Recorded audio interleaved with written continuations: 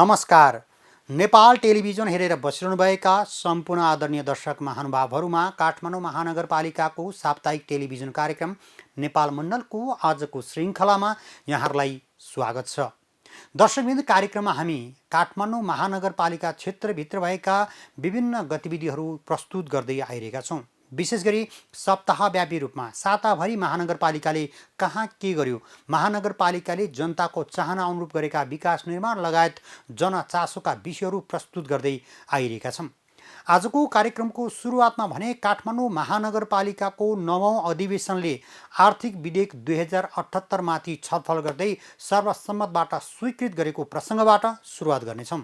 काठमाडौँ महानगरपालिकाको अर्थ सम्बन्धी प्रस्तावलाई कार्यान्वयन गर्न बनेको आर्थिक विधेयक 2078 सर्वसम्मत रूपमा पारित भएको छ। आइतबार सम्पन्न महानगरको 9औं नगर अधिवेशन अन्तर्गतको 5औं बैठकले सो विधेयकमाथि छलफल गरी सर्वसम्मत रूपमा पारित गरेको हो। केही सुझावहरू पनि यसमा समावेश गर्ने गरिकन यो प्रस्तावलाई निर्णय पेश गर्न चाहन्छु।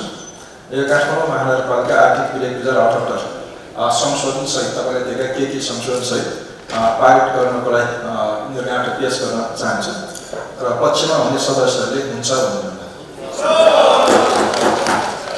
विपक्षमा हुने सदस्यहरूले हुन्न भन्नु,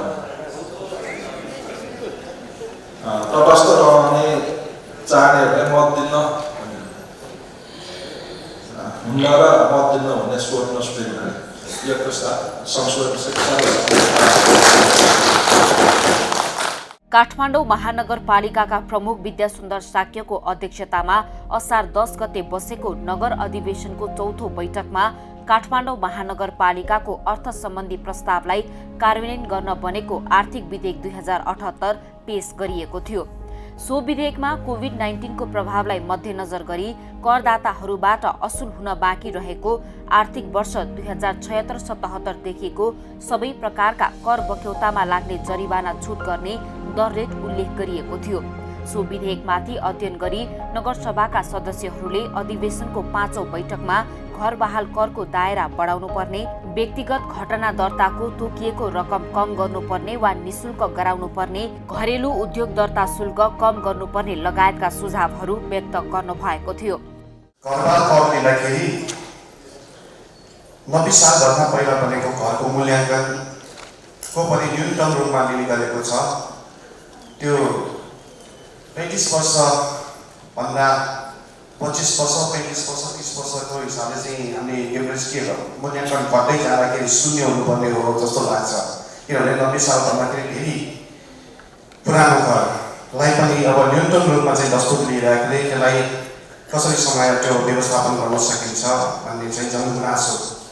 90 सालभन्दा अगाडिको लागि पनि केही घर कब्जा र कर तिर्नुपर्ने भन्ने गुनासो आइरहेकोले त्यसलाई चाहिँ के कस्तो व्यवस्था गर्नुपर्ने देखिन्छ।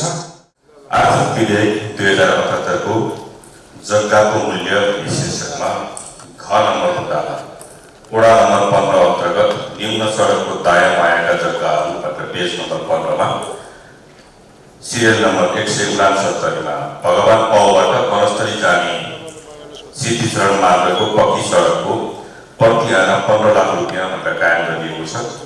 त्यही प्रकृतिको भगवान पाउबाट विजेश्वरी हुँदै जाने, डल्लो हुँदै जाने जग्गाको मूल्य 16 लाख आना छ।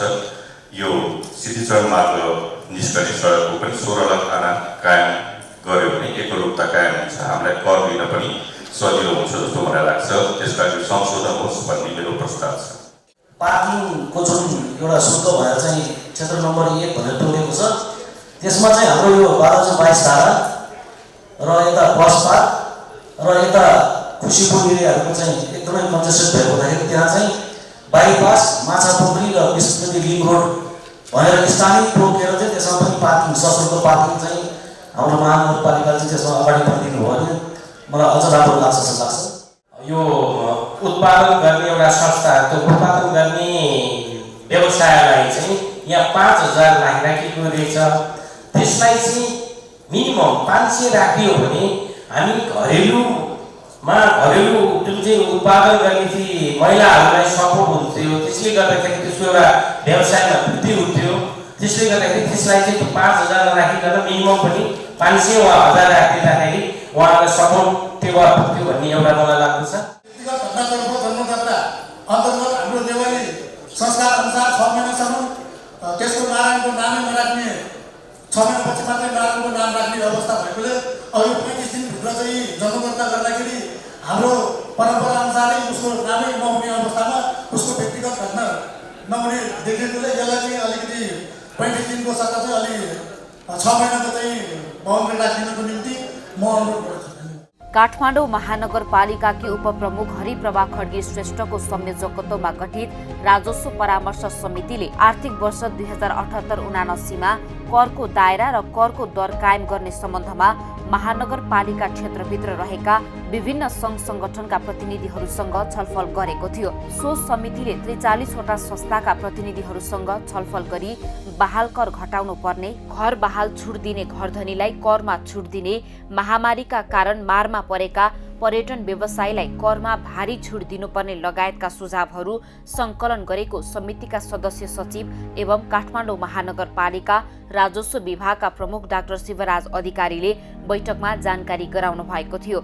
व्यवसायीहरूको सुझावलाई मनन गर्दै महानगरले आगामी आर्थिक वर्ष पुस मसान्तसम्म होटेल व्यवसायीहरूलाई करमा 85% छुट दिने, पर्यटन तथा मनोरञ्जन क्षेत्रलाई 50% छुट दिने र बाँकी व्यवसायलाई 20% छुट दिने निर्णय गरेको जानकारी दिनुभएको छ। काठमाडौँ नगरपालिकाभित्र भएका जति पनि व्यवसायीहरू छन् उनीहरूको प्रतिनिधि अध्यक्ष अथवा प्रतिनिधिहरूसँग बसेर यो अहिले कोभिडको समस्या पनि भयो र बहाल करका अथवा सम्पत्ति करका अरू व्यवसाय कर सेवा शुल्कको विषयमा हामीले सबैसँग छलफल गऱ्यौँ। हामीले जति गर्न सक्यौँ लगभग 43वटा सङ्गठनका प्रतिनिधिसँग हामीले छलफल गऱ्यौँ र यसमा उहाँले राखेका विषयहरू यसमा कैफियतमा कुनै लेखिया छ, कुनै नयाँ भनिएको छ, कुनै निःशुल्क भनेर प्रस्ताव गरिएको छ। अब यो कैफियतमा भएको कुरो प्रस्ताव भएको यो छलफल होस् र यसलाई कसरी टुङ्गोमा जाने भन्ने विषयमा हामीले प्रस्ताव गरेका हौँ। हामीले विशेष गरेर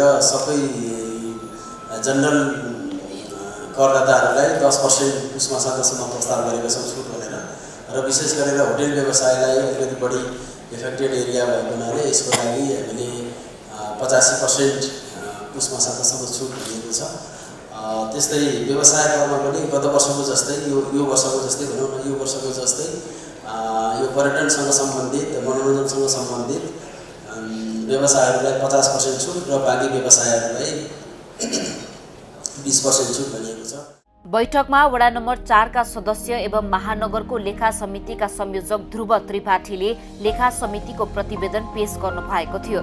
प्रतिवेदनमा आर्थिक वर्ष 2073-74 देखि 75-76 सम्म महालेखा परीक्षक कार्यालयले फर्च्युट गरेका बेरोजु रकम सम्परीक्षण गरेको विवरणहरू प्रस्तुत गर्नु भएको थियो। काठमाडौँ महानगरपालिकाबाट प्रमाण पेश गर्नुपर्ने, असुल उपर गर्नुपर्ने, सैद्धान्तिक तथा पेशकी बेरोजु फर्च्युट गर्ने क्रममा महालेखा परीक्षकको कार्यालयबाट अब 2073-74 को रु 1,76,67,948 अब 2074-75 को रु 4,35,00,000 तथा अब 75-76 को रु 2 करोड गरी जम्मा रु 8,11,67,948 बेरोजु रकम सम्परीक्षण भई पत्र समेत प्राप्त भइसकेको ब्यौरा यस सम्मानित सभामा अनुरोध गर्न चाहन्छु। बैठकमा काठमाडौँ महानगरपालिकाका प्रमुख विद्यासुन्दर साक्यले रत्नपार्कमा अवस्थित आकाशे पुलमा केही अभियन्ताले कोरोना महामारीको समयमा अग्रपन्थीमा खटिएका स्वास्थ्यकर्मी, सुरक्षाकर्मी, सफाईकर्मी, पत्रकार लगायतको सम्मान स्वरूप बनाएको चित्रकला महानगरले मेटाएपछि सर्वत्र महानगरको विरोध भइरहेकोमा महानगरको नीति अनुसार नै सो चित्रकला मेटाइएको स्पष्ट पार्नुभयो। महानगरको नीतिमै भित्ते लेखनलाई प्रतिबन्ध गराइएकाले केन्द्रसँग समन्वय नगरी वडा वा विभागले त्यस्ता किसिमका चित्रकला बनाउन अनुमति नदिन उहाँले नगरसभा सदस्यहरूलाई आग्रह समेत गर्नुभयो। चित्र बनाउनु भन्दा पहिला स्वास्थ्य कर्मीले काम गरेको थिएन, कोही डाक्टरले काम गरेको थिएन, कोही पुलिसले काम गरेको थिएन। त्यो एउटा नराख्दैमा मनोबल गिर्ने, त्यो देख्दैमा मनोबल बढ्ने भयो भने के हिजो अहिलेसम्म काम नगरेको। हामी यही कार्यपालिका यही नगरसभा हो, स्वास्थ्य कर्मीलाई धन्यवाद दिने, सबैलाई धन्यवाद दिएका छौँ। हिजो त्यो नलेख्दा पनि कहिले पनि हटलास भएका छैन। सबै व्यक्तिले आफूले काम गरेकै छ। महानगरको नीतिअनुसार त्यो लेख्न नदिएको त्यहाँ मात्र अन्त कतै पनि सम्पूर्ण जनप्रतिनिधिलाई अनुरोध गर्न चाहन्छु, महानगरपालिकामा समन्वय नगरी कसैले पनि भावना बगेर मलाई त यस्तो लाग्छ भनेर गयो भने सबैतिर विपरीत आउन सक्छ, जुन हामीले नियन्त्रण गर्न सक्दैनौँ। हामीले सांस्कृतिक सहर हो, सांस्कृतिक रूपमा हाम्रो संस्कृति जोगाउने हिसाबले गर्ने भनेर हाम्रो नीति हो।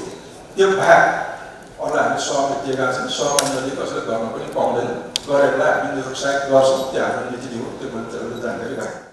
त्यसैगरी अनामनगर स्थित सार्वजनिक जग्गा अतिक्रमण गरी बनाइएको टहरामा विपन्न नागरिकहरूको बाध्यतालाई केही व्यक्तिहरूले आफ्नो स्वार्थ अनुरूप कार्य गर्दै आइरहेको एवं सो स्थानमा खाना पकाउने र खुवाउने कार्य जारी भएको भन्दै स्थानीयवासीको गुनासो आएकाले स्थानीयहरूको माग अनुरूप टहरा हटाइएको प्रमुख शाक्यले बैठकमा जानकारी दिनुभयो। अनामनगरमा केही समूहहरूले हामी खाना पकाउन जग्गा कब्जा गरेर सानो ठाउँमा टहरा बनाएर बसेका छन्।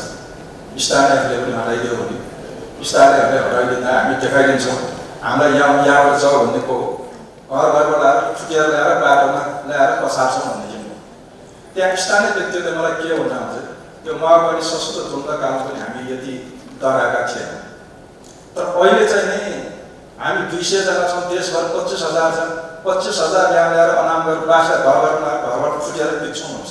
किन जो यहाँका पीडितहरू छन् ती पीडितको माग पनि पर्छ। त्यहाँका पीडितहरू अनामनगरवासीहरू सबैले मलाई धन्यवाद दिएका छन्। जो मतदाता छन् उनीहरू खुसी छन्, जो चाहिँ मतदाता तर्साउने व्यक्तिहरू छन् काठमाडौँमा बासीलाई ठिक गर्छु भनेर आएका छन्, उनीहरूलाई धराउनु परेन भनेर आएका छन्, भोलि त्यो समीक्षा होला। र अहिले पनि उहाँको अलिकति के छ भने हामी अभियन्ता भगानाकालाई खुवाउन पाउनुपर्छ भन्ने हामी नखुवाउ भनेका छैन, तर डाँडागरी बजाउनु पाइन्छ। महानगरपालिकाको 9औं नगर अधिवेशनको 6औं बैठक आगामी असार 25 गते बस्नेछ भने बैठकमा विनियोजन विधेयक 2078 सम्बन्धी छलफल गरिनेछ। दर्शकबिन कोभिड-19 को नयाँ भेरिएन्ट देखा परेसँगै काठमाडौँ उपत्यकामा वैशाख 16 गतेदेखि जारी निषेधाज्ञा अहिले केही खुकुलो भएको छ। निषेधाज्ञा खुकुलो भएसँगै उपत्यकामा चाप पनि बढ्दै गइरहेको छ। विशेष गरी भिडभाड देखिन थालेको छ, बजारहरू पूर्ण रूपमा खोल्न थालिसकेका छन्।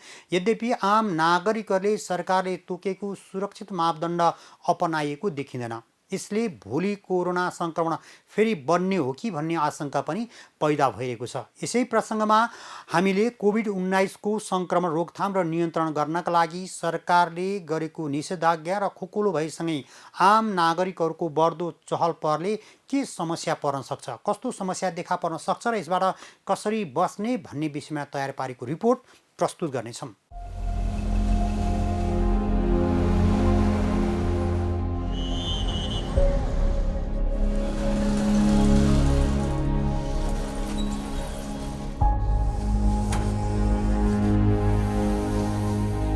कोभिड-19 संक्रमणको नियन्त्रण तथा न्यूनीकरणका लागि स्थानीय प्रशासनले उपत्यकाका 3 जिल्लामा जारी गरेको निषेधाज्ञा थप खुकुलो पारेको छ। कोभिड-19 को दोस्रो लहर सुरु भएसँगै उपत्यकामा गत वैशाख 16 गतेबाट निषेधाज्ञा जारी गरिएको थियो। चरणबद्ध रूपमा लागू गरिएको निषेधाज्ञामा पछिल्लो पटक केही खुकुलो पार्दै यसलाई थप 10 दिनसम्मलाई निरन्तरता दिएको छ। बाह्य गतिविधिलाई सहजता मिल्ने प्रावधान सहितको यो निषेधाज्ञा असार 22 बाट आगामी 31 गतेसम्म रहनेछ।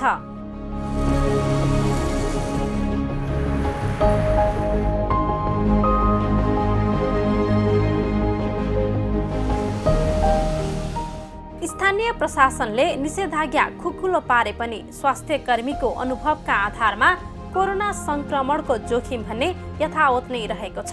स्वास्थ्य कर्मीका अनुसार पछिल्लो समय कोरोना संक्रमणको सक्रिय दर घटे जस्तो देखिए पनि जोखिम भने घटेको छैन। गत महिनाको तुलनामा संक्रमितको संख्या घटेको जस्तो देखिए पनि यसको जोखिम कायमै रहेको शुक्रराज ट्रपिकल तथा सर्वरोग अस्पतालका क्लिनिकल रिसर्च युनिटका संयोजक डाक्टर शेरबहादुर पुन बताउनुहुन्छ। परीक्षण गरिएकाहरूमध्ये अझ पनि संक्रमितको संख्या 20% भन्दा माथि नै रहेकाले संक्रमण यथावत नै रहेको डाक्टर पुनको भनाइ छ। पहिला र अहिलेको अवस्थामा अलिक अगाडि नै खोलेको जस्तो पनि देखिन्छ। त्यसलाई तुलना गरेर हेर्नु हो भने सामान्यतया त 5% भन्दा तल भयो भने संक्रमितको प्रतिशत अनि त्यसलाई अलिकति सहज रूपमा हामीले लिन्छौँ। अहिले त हामीले अहिले पनि देख्छौँ होइन, समवेयर 20% छ होइन, अथवा त्योभन्दा बढी छ। त्यसले गर्दाखेरि चाहिँ अहिले पनि जोखिम चाहिँ यथावत छ भन्नु खोजेको कारण चाहिँ त्यो। निषेधाज्ञा खुकुलो भएसँगै बजार तथा सार्वजनिक स्थानहरूमा मानिसहरूको चहल पहल तथा उपस्थिति बाक्लिन थालेको छ। यो भिडभाडले कोरोना संक्रमणको जटिलतालाई प्रश्रय दिइरहेको छ। निषेधाज्ञाका कारण भएको चेन ब्रेकले जो सुरक्षित रहेका थिए, अब भने त्यस्ता व्यक्ति समेत संक्रमणको जोखिममा पर्न सक्ने आकलन गरिएको छ। पहिला घरमै सुरक्षित रहेका व्यक्ति अब समुदायमा निस्कँदा संक्रमणको जोखिममा पर्न सक्ने डाक्टर पुन बताउनुहुन्छ। दोस्रो लहरको जुन निषेधाज्ञाको कारणले गर्दा जुन चेन ब्रेक गरियो भनेको छ, त्यो चेन ब्रेक गर्दाखेरि कतिपय मान्छेहरू चाहिँ संक्रमण नभएकाहरू छन् र ती व्यक्ति अब समुदायमा आउँदा तिनीहरू आउँदा र हरेक दिन जो संक्रमितको सङ्ख्यामा जोडिँदै आइरहेछ त्यो व्यक्ति र त्यो संक्रमणबाट नभएका मान्छे बीच अब भेटघाट हुने सम्भावना बढी हुने हुन्छ। त्यसले गर्दाखेरि चाहिँ अब जो संक्रमण हुनुबाट निषेधाज्ञाका कारणले बचे उनीहरू चाहिँ संक्रमित हुने सम्भावना अथवा जोखिम चाहिँ उनीहरूमा देख्छु। थप खुकुलो गरी मङ्गलबारबाट लागू निषेधाज्ञामा सार्वजनिक तथा निजी सवारी साधनमाथि लगाइएको जोर बिजोर प्रणाली हटेको छ। कम सिट क्षमता भएका सफा टेम्पो तथा माइक्रो पनि सञ्चालन गर्न पाइनेछ। त्यस्तै काठमाडौँ उपत्यकाभित्र प्रवेश गर्नेहरूले भने सम्बन्धित जिल्लाबाट जारी भएको प्रवेश अनुमति पत्र लिएर मात्र आउन पाउने व्यवस्था गरिएको छ। अत्यावश्यक काम विशेषले उपत्यका प्रवेश गर्ने सार्वजनिक तथा निजी सवारी साधनहरूको हकमा सम्बन्धित जिल्ला प्रशासन कार्यालयबाट स्वीकृति लिई छोटो, मध्यम तथा लामो दूरीका सार्वजनिक तथा निजी सवारी साधनहरू प्रवेश गर्न पाउनेछन्।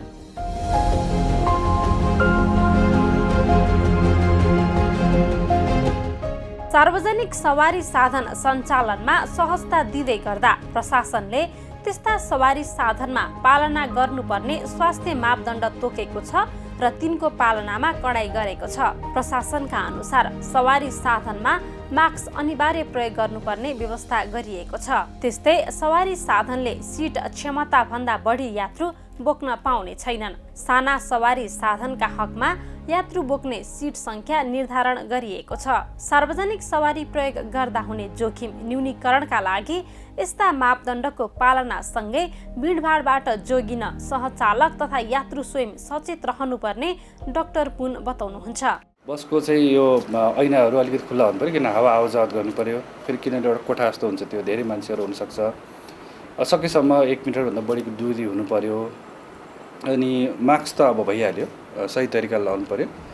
र अर्को चाहिँ कुरो के हो भन्दाखेरि बसमा हामी अलिकति कुरा गर्न रुचाउँछौँ होइन, त्यस्तो पनि नगरौँ। सकेसम्म कम बोल्दाखेरि चाहिँ सङ्क्रमण चाहिँ सर्ने सम्भावना धेरै कम हुन्छ भने यसमा अलिकति महत्त्वपूर्ण हात भनेको सहचालकको हुन्छ र उहाँहरूले अलिकति आफ्नो यात्रुहरूको बारेमा जानकारी लियो भने चाहिँ सङ्क्रमण फैलन पाउँदैन। र ती व्यक्ति जो अब समुदायमा आउँदै हुनुहुन्छ उहाँहरूले चाहिँ विशेष चाहिँ यस्तो कुराहरूमा ध्यान दिनुभयो भने यो सङ्क्रमण हुनबाट चाहिँ बच्ने उपायहरू यिनीहरू।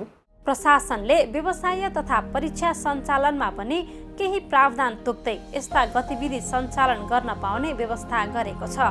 दैनिकी सञ्चालनमा सहजता मिल्दै गर्दा यसबाट हुन सक्ने जोखिम पनि सँगसँगै जोडिएको छ। यस प्रतिकूल परिस्थितिमा कोभिड-19 संक्रमणको प्रकृति र जोखिमलाई विश्लेषण गर्दै डाक्टर पुन यसबाट बच्न सार्वजनिक सवारी साधनमा मात्र होइन अन्यत्र पनि अनिवार्य रूपमा स्वास्थ्य मापदण्डको पालना गर्नुपर्ने बताउनुहुन्छ। सकभर सार्वजनिक सभा समारोहमा नजाने, अन्य व्यक्तिबीच दूरी कायम गर्ने, मास्कको अनिवार्य प्रयोग गर्ने लगायतका मापदण्ड पालना गर्नुपर्ने उहाँको भनाइ छ। त्यो व्यक्ति जो सङ्क्रमित हुनु भएको छ, सामान्यतया चाहिँ जस्तो म सङ्क्रमित भयो भने अहिले आजभोलि नै सङ्क्रमित हुने सम्भावना त नरहला। तर एउटा ठुलो समूह छ जो चाहिँ अझ सङ्क्रमित हुनु बाँकी होला।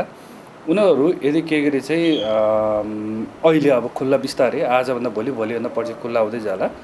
त्यस्तो अवस्थामा चाहिँ उनीहरू सङ्क्रमित हुने सम्भावना रह्यो र उहाँहरूले चाहिँ विशेष गरेर अब यत्रो त दुःख गरियो र सही तरिकाले मास्क लगाउने, दूरी कायम गर्ने, अनि साबुन पानीले हात धुने, अनि अलिकति यो मिटिङ सभा सम्मेलन त्यस्तोहरूमा नजाने अथवा नगरेको राम्रो हुन्छ त्यो होइन। सङ्क्रमितसँग चेन ब्रेक गर्न निषेधाज्ञालाई प्रभावकारी मानी यसको अभ्यास गरिँदै आइएको छ।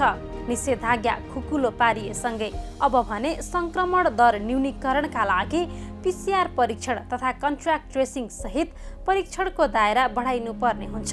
त्यस्तै सम्बन्धित निकायले आफ्नो क्षेत्रभित्र हुने गतिविधि निगरानी गर्नुका साथै बाहिरबाट कोही आएमा उसको स्वास्थ्य अवस्थाको बारेमा जानकारी लिनुपर्ने डाक्टर पुन बताउनुहुन्छ। प्रशासन अथवा सम्बन्धित निकायले चाहिँ छुट्याउने हो। जस्तो कुनै टोलमा कति मान्छेहरूलाई चाहिँ सङ्क्रमण भयो भनेर त्यो पत्ता लगाएर उसलाई छुट्याइदिने बित्तिकै बाँकी बस्ने भयो र त्यो सङ्क्रमित व्यक्ति मा भाइरस निष्क्रिय भएपछि उसलाई सर्दैन होइन। अनि हामीहरूकोमा के देख्यो भन्दाखेरि चाहिँ यो गर्न त सक्ला, तर बाहिरबाट आउने क्रम चाहिँ जारी नै रह्यो भने चाहिँ फेरि त्यो गर्नलाई गाह्रो छ। कोभिड-19 सङ्क्रमणको दोस्रो लहर केही मत्थर बन्दै गएको छ। अस्पतालहरूमा सङ्क्रमितको चाप घट्दैछ, तर कोरोना भाइरसको भेरिएन्ट परिवर्तन भइरहँदा यसका नयाँ प्रकृतिहरू देखा परेका छन्। त्यस्ता नयाँ भेरिएन्टले आगामी दिनमा नयाँ चुनौती थप्न सक्छन्। त्यसको प्रतिकार्यका लागि भने अहिलेदेखि नै तयारी थाल्नुपर्ने स्वास्थ्य कर्मीको सल्लाह छ। कोभिड-19 सङ्क्रमणको प्रतिकार्यका लागि स्वास्थ्य मापदण्डको पालनासँगै यस विरुद्धको खोप कार्यक्रम प्रभावकारी रूपमा सञ्चालन गरिनुपर्ने डाक्टर पुन बताउनुहुन्छ। खोपको एकै मात्रा लगाएका भए पनि तिनको प्रतिरोधात्मक क्षमता बढी पाइएको साथै खोप लगाएकालाई भन्दा नलगाएकालाई बढी जटिलता देखिएको बताउँदै डाक्टर पुन खोपलाई सबैमाझ पुर्याइनु पर्ने धारणा राख्नुहुन्छ। तेस्रो लहर कस्तो होला भन्ने कुरा चाहिँ हामीले भ्याक्सिन हाम्रो समुदायमा कति लगाउँछ भन्नेमा भर पर्छ। यदि कदा चाहिँ हाम्रो समुदायमा धेरैभन्दा धेरैलाई भ्याक्सिन लगाउनु पायो भने दोस्रो लहर जस्तो जुन अवस्था थियो त्यो हुनेवाला छैन, हुँदैन। म त्यतिसम्म ढुक्क छु। तर यदि के गरी त्यतिन्जेलसम्म पनि भ्याक्सिन अब लगाउन पाइएन भने चाहिँ पक्कै पनि हामीले फेरि अलिकति दुःख कष्ट गर्नै पर्ने अवस्था आउन सक्छ। किन भन्दाखेरि अब यो बिचमा कुनै नौलो नयाँ अब अस्पताल बन्ने कुरा त म देख्दिनँ।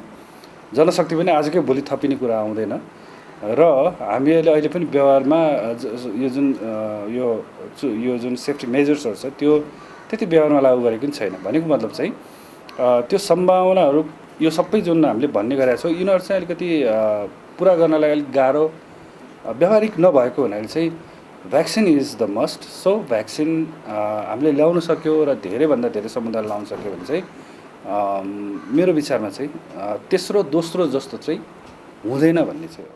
कोरोना भाइरस विरुद्धको खोपलाई प्राथमिकतामा राखी राज्य स्तरबाट यसतर्फको प्रयास हुँदैछ।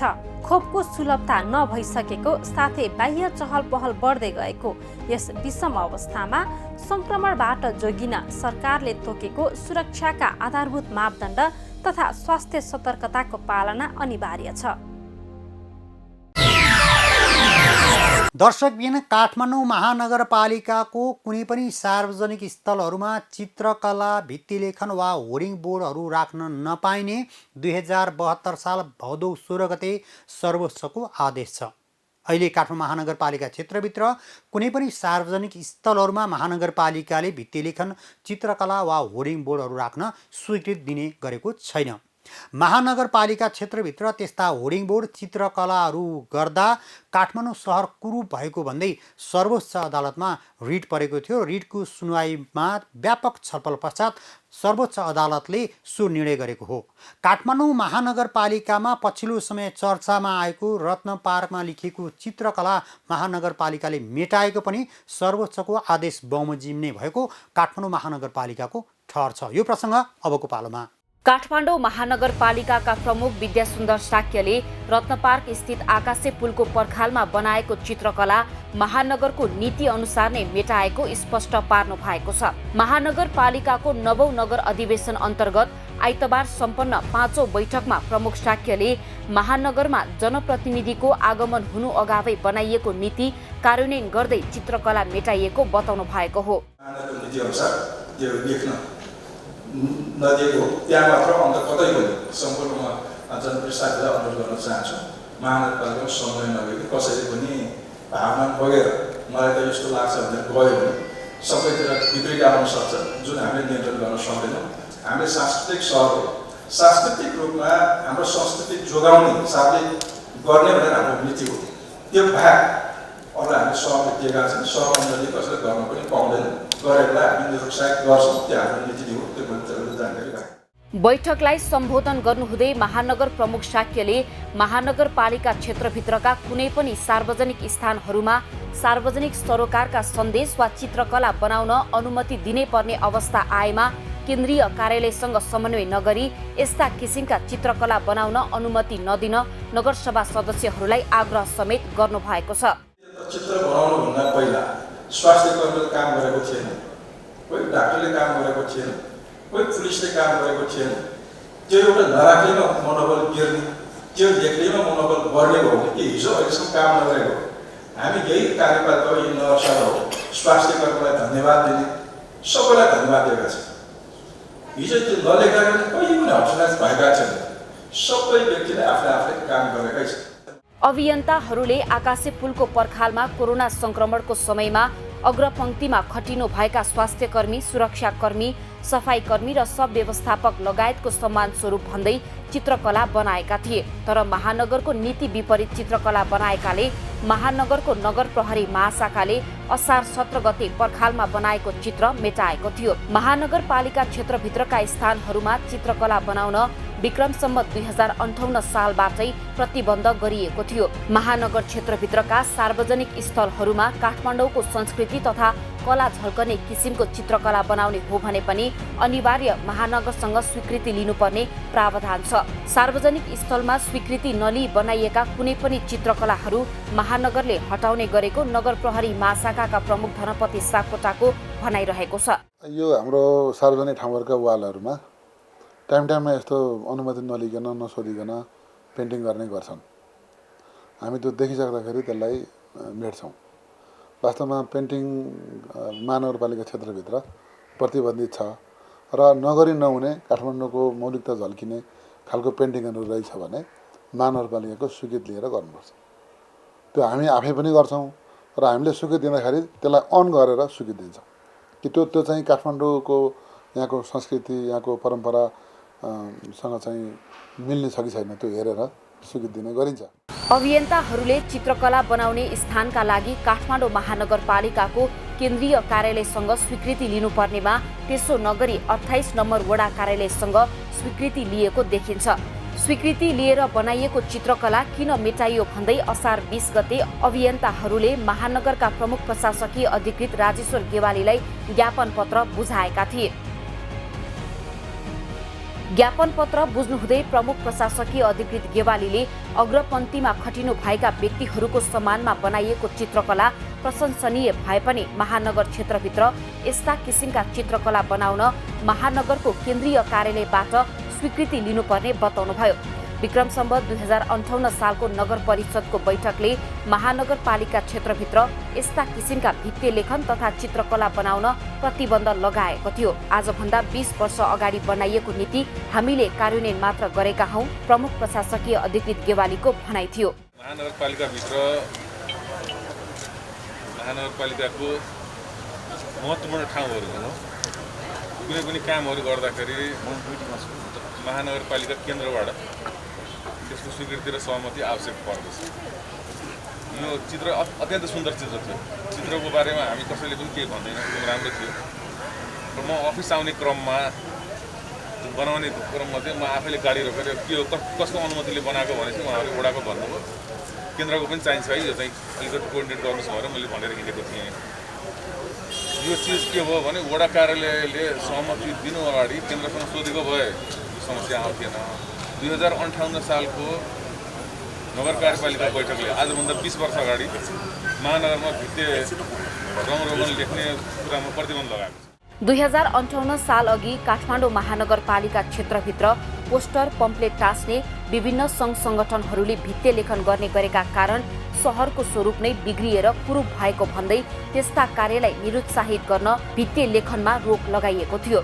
त्यस्तै 2072 साल भदौ 16 गते सर्वोच्च अदालतले समेत महानगर क्षेत्रका होर्डिङ बोर्डहरू, भित्ते लेखन, पोस्टर, पम्पलेट लगायतका सामग्री हटाउन आदेश दिएको थियो भने त्यस्ता कार्यमा प्रतिबन्ध समेत लगाएको थियो। दर्शकबिन यिनै प्रस्तुतिसँगै आजको कार्यक्रमको निर्धारित समय सकिएको छ। आगामी साता नयाँ विषय र प्रसङ्ग लिएर आउने नै छौँ। तबसम्मका लागि सम्पूर्ण टिमसहित म वैकुण्ठ भण्डारी बिदा चाहन्छु। नेपाल टेलिभिजन हेर्दै गर्नुहोला। नमस्कार।